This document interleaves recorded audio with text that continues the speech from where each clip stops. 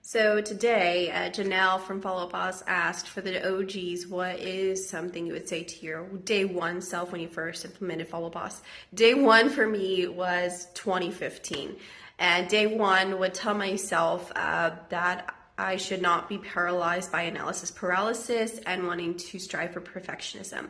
And that is something that both I struggled with and the team leader I was working with at the time full time.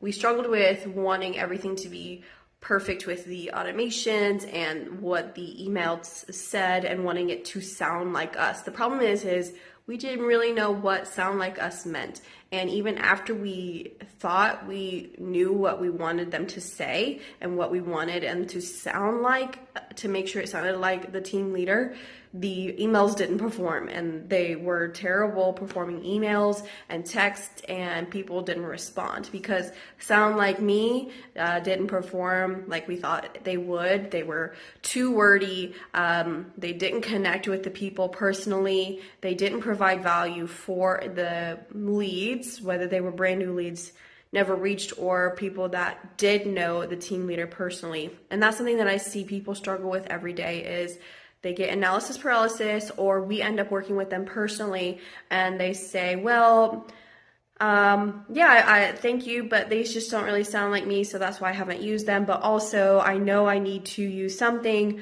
but I just don't like it, so I'm just not using anything. But my CRM is not performing for me, and so I'm not performing or converting as many leads as I should. So I'm just kind of stuck here and paralyzed and stuck in limbo.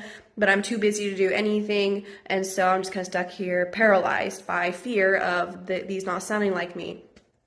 And so I would just prompt you, if you're doing this yourself, just start and just do something.